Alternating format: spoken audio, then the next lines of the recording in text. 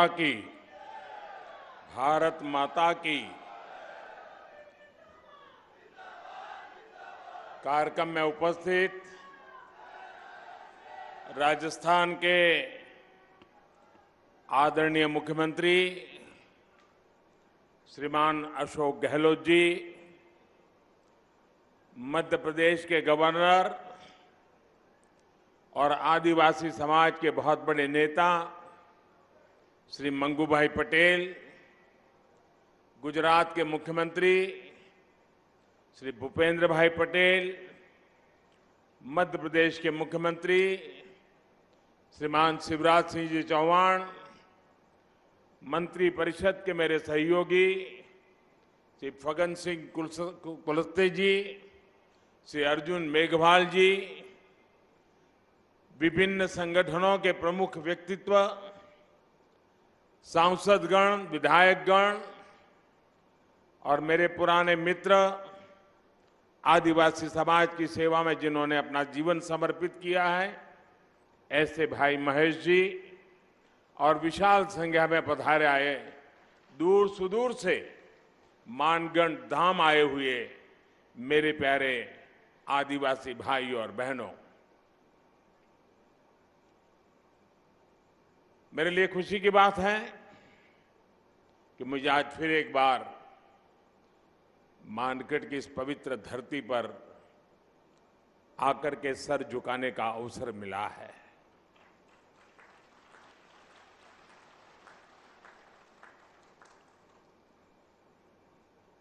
मुख्यमंत्री के नाते अशोक जी और हम साथ साथ काम करते रहे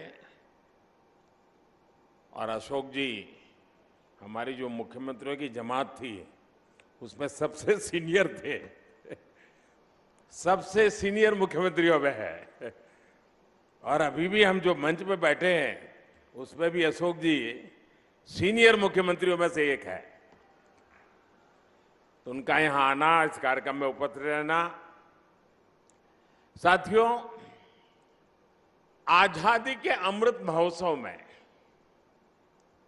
हम सभी का मानगढ़ धाम आना, ये हम सबके लिए प्रेरक है, हमारे लिए सुखद है।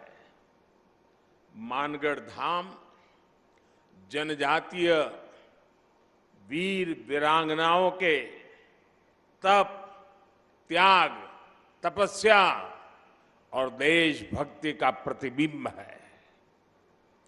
ये राजस्थान, गुजरात, मध्य प्रदेश और महाराष्ट्र के लोगों की साझी विरासत है।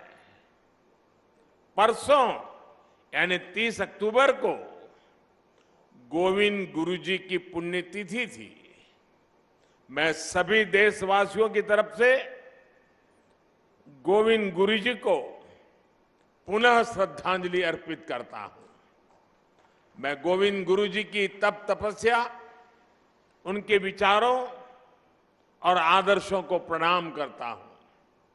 भाई और बहनों, गुजरात का मुख्यमंत्री रहते हुए मानगढ़ का जो क्षेत्र गुजरात में पड़ता है, मुझे उसकी सेवा का सौभाग्य मिला था। उसी क्षेत्र में गोविंद गुरु ने अपने जीवन के अंतिम वर्ष भी बिताए थे। उनकी ऊर्जा, उनकी शिक्षाएं आज भी इस मिट्टी में महसूस की जा रही हैं। मैं विशेष रूप से हमारे कटारा कनकमल जी का और यहां के समाज का भी आज सर झुका करके नमन करना चाहता हूं। जब मैं पहले आता था, एक पूरा वीरान क्षेत्र था और मैंने आग्रह किया था वन महोत्सव के द्वारा। आज मुझे इतना संतोष हुआ, चारों तरफ मुझे हरियाली नजर आ रही है। आपने पूरे श्रद्धाभाव से वन विकास के लिए जो काम किया है, इस क्षेत्र को जिस प्रकार से हरा भरा बना दिया है, मैं इसके लिए यहां के सभी साथियों का हृदय से आज मैं अभिनंदन करता हूं। साथियों, उस क्षेत्र में जब विकास हुआ, जब सड़कें बनी, तो वहां के लोगों का जीवन तो बेहतर हुआ ही, गोविंद गुरु की शिक्षाओं का भी विस्तार हुआ। साथियों, गोविंद गुरु जैसे महान स्वतंत्रता सेनानी भारत की परंपराओं के, भारत के आदर्शों के प्रतिनिधि थे। वो किसी रियासत के राजा नहीं थे, लेकिन फिर भी वो लाखों लाखों आदिवासियों के नायक थे। अपने जीवन में उन्होंने अपना परिवार खो दिया, लेकिन हौसला कभी नहीं खोया। उन्होंने हर आदिवासी को, हर कमजोर, गरीब और भारतवासी को अपना परिवार बनाया। गोविंद गुरु ने अगर आदिवासी समाज के शोषण के खिलाफ अंग्रेजी हुकूमत से संघर्ष का बिगुल फूंका, तो साथ ही अपने समाज की बुराइयों के खिलाफ भी उन्होंने लड़ाई लड़ी थी। वो एक समाज सुधारक भी थे, वो एक आध्यात्मिक गुरु भी थे, वो एक संत भी थे, वो एक लोक नेता भी थे। उनके जीवन में हमें साहस, शौर्य के जितने महान दर्शन होते हैं, उतना ही ऊंचा उनका दार्शनिक और बौद्धिक चिंतन भी था। गोविंद गुरु का वो चिंतन, वो बोध आज भी उनकी धुनी के रूप में मानगढ़ धाम में अखंड रूप से प्रदीप्त हो रहा है। और उनकी संप सभा, देखिए शब्द भी कितना मार्मिक है। संप सभा, समाज के हर तबके में संप भाव पैदा हो, इसलिए उन्होंने संप सभा के आदर्श आज भी एकजुटता, प्रेम और भाईचारा की प्रेरणा दे रहे हैं। उनके भगत अनुयायी आज भी भारत की आध्यात्मिकता को आगे बढ़ा रहे हैं। साथियों, 17 नवंबर 1913 को मानगढ़ में जो नरसंहार हुआ, वो अंग्रेजी हुकूमत की क्रूरता की पराकाष्ठा थी।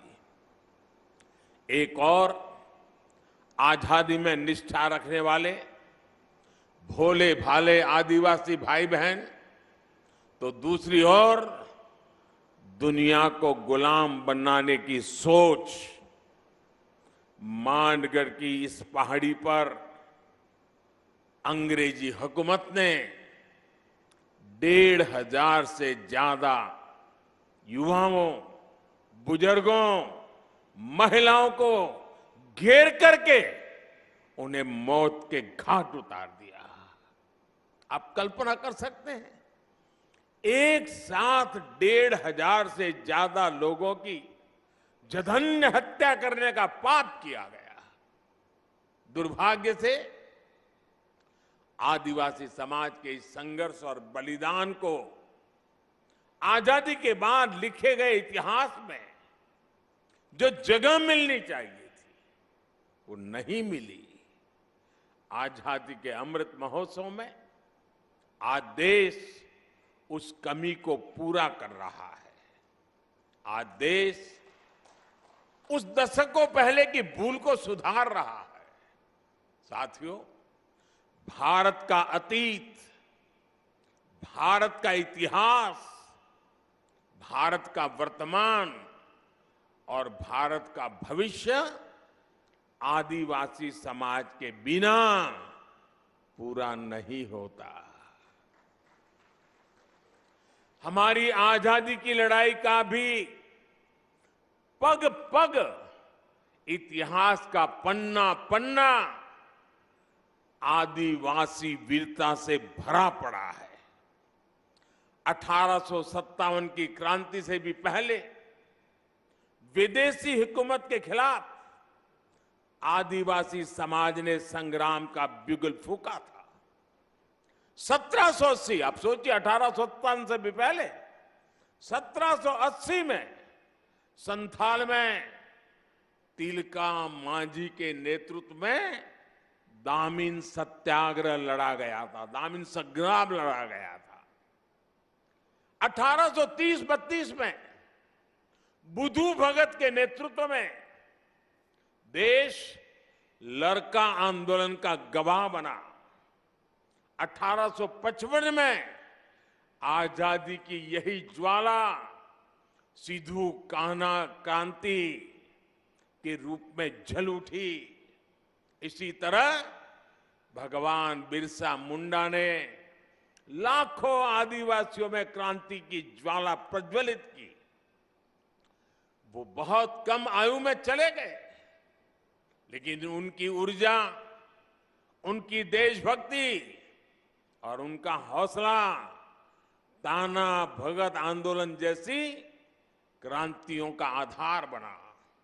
साथियों, गुलामी के शुरुआती सदियों से लेकर 20वीं सदी तक आप ऐसा कोई भी कालखंड नहीं देखेंगे जब आदिवासी समाज ने स्वाधीनता संग्राम की मशाल को थामे न रखा हो।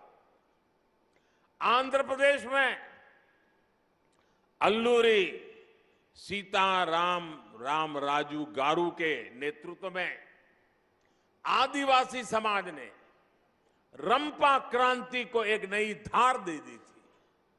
और राजस्थान की ये धरती तो उससे भी बहुत पहले ही आदिवासी समाज की देशभक्ति की गवाह रही है। इसी धरती पर हमारे आदिवासी भाई बहन महाराणा प्रताप के साथ उनकी ताकत बनकर के खड़े हुए थे। साथियों, हम आदिवासी समाज के बलिदानों के ऋणी हैं, हम उनके योगदान के ऋणी हैं। इस समाज के, इसने प्रकृति से लेकर पर्यावरण तक, संस्कृति से लेकर परंपराओं तक भारत के चरित्र को सहेजा और संजोया है। आज समय है कि देश इस ऋण के लिए, इस योगदान के लिए आदिवासी समाज की सेवा कर उनका धन्यवाद करे। बीते 8 वर्षों से यही भावना हमारे प्रयासों को ऊर्जा देती रही है। आज से कुछ दिन बाद ही 15 नवंबर को भगवान बिरसा मुंडा की जयंती पर देश जनजातीय गौरव दिवस मनाएगा। आदिवासी समाज के अतीत और इतिहास को जन जन तक पहुंचाने के लिए आज देश भर में आदिवासी स्वतंत्रता सेनानियों को समर्पित विशेष म्यूजियम बनाए जा रहे हैं। जिस भव्य विरासत से हमारी पीढ़ियां वंचित रह रही थी, वो अब उनके चिंतन का, उनकी सोच का और उनकी प्रेरणाओं का हिस्सा बनेगी। भाइयों बहनों, देश में आदिवासी समाज का विस्तार और उसकी भूमिका इतनी बड़ी है कि हमें उसके लिए समर्पित भाव से काम करने की जरूरत है। राजस्थान और गुजरात से लेकर पूर्वोत्तर और ओडिशा तक विविधता से भरे आदिवासी समाज की सेवा के लिए आज देश स्पष्ट नीतियों के साथ काम कर रहा है।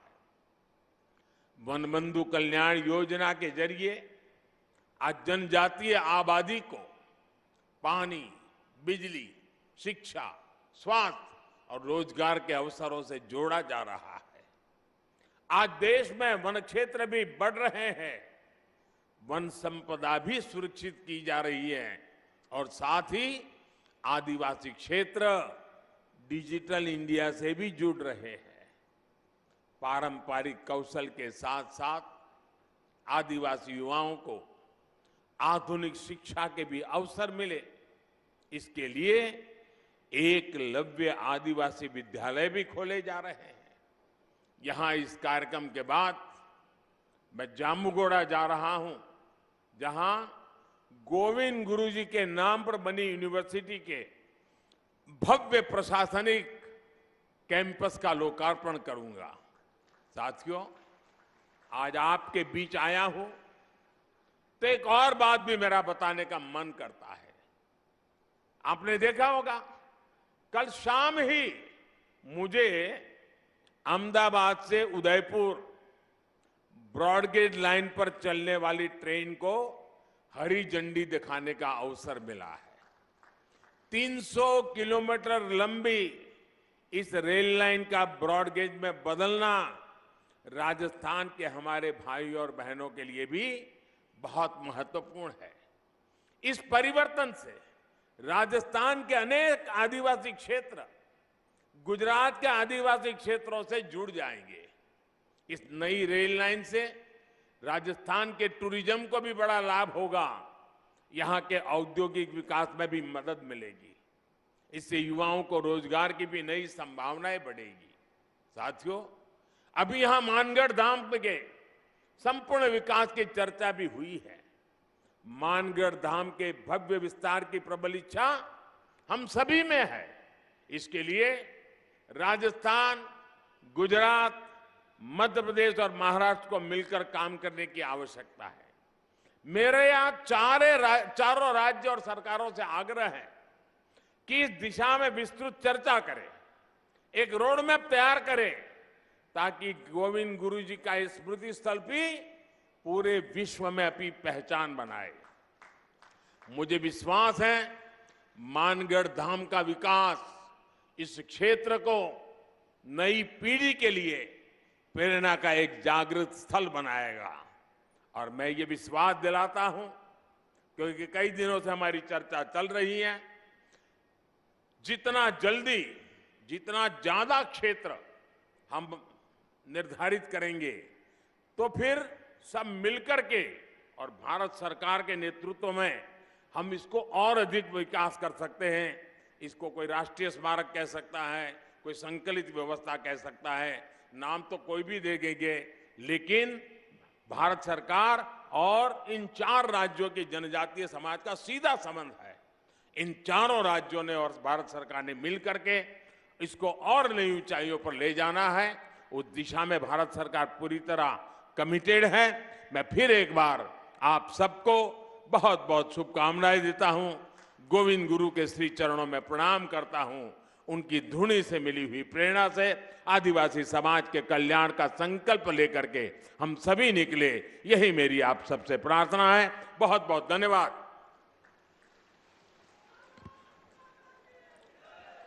बहुत बहुत धन्यवाद एवं आभार माननीय नरेंद्र मोदी जी एवं उपस्थित समस्त अतिथिगण।